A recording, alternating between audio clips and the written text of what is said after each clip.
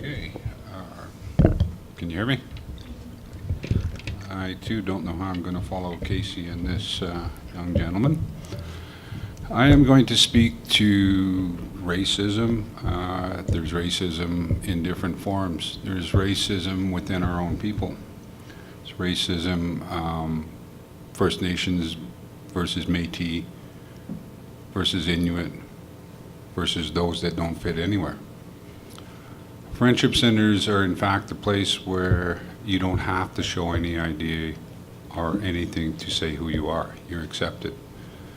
And we know this because we accept people as a family, much like what Casey was saying, humans.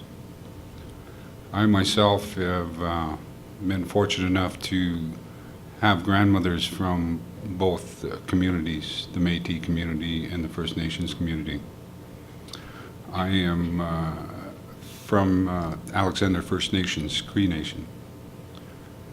And you know, when we look at racism, we look at the people that try to find a home or even find a job, and the way they're looked at or pushed aside for somebody else, even with their credentials to match any opportunity within an organization or a company. They sometimes have to start at a lower level, at a lower pay rate. And we look at education, there's a belief out there that every Aboriginal child, for lack of another word, has access to the funding to go to school. Well, this is not true. If we look back, First Nations communities that are registered status have access to some funding.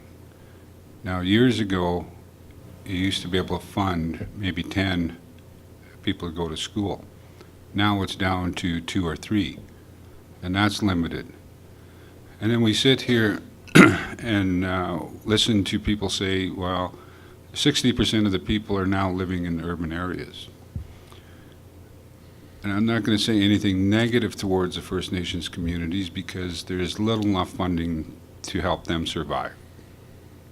So when we look outside for schooling for some of our children, there's no access to that funding. There's a lot that come in from the communities, First Nations communities, and they're living in the cities and towns, and they can't access funding. They have to go through all the struggles as everybody else.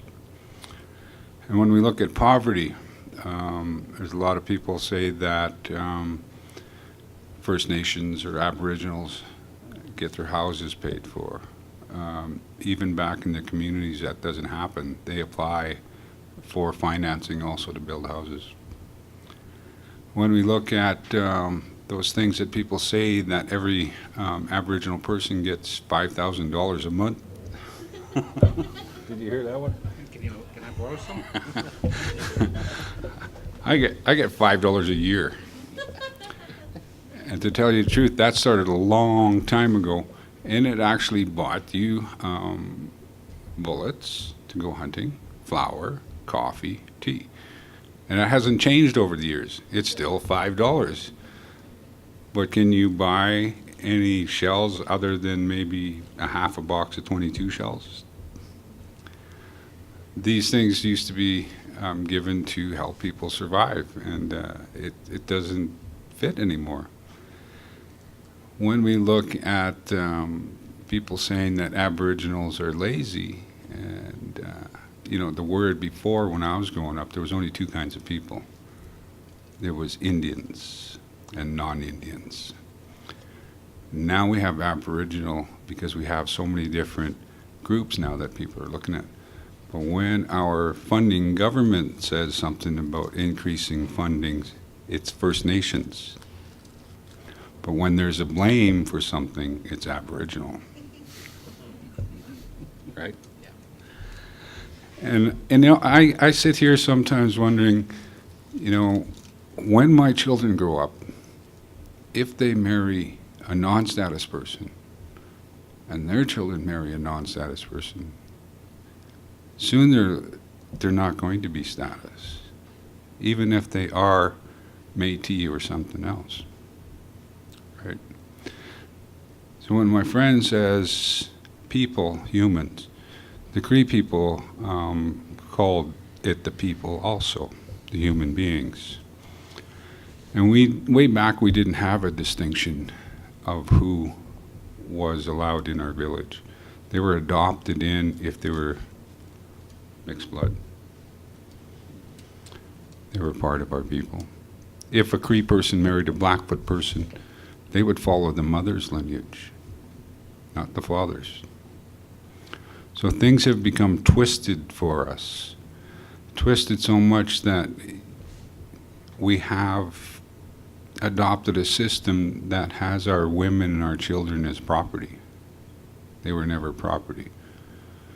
When I've talked to some of the old people that carry the wisdom, they talk about Grandmother Moon, Mother Earth,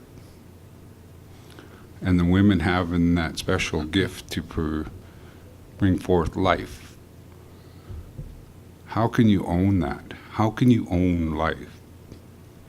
So when we think about things like foster care, our children in foster care, the courts see our children as property.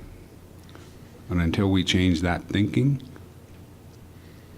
how are we going to take control of that and bring them back to our people, to the humans?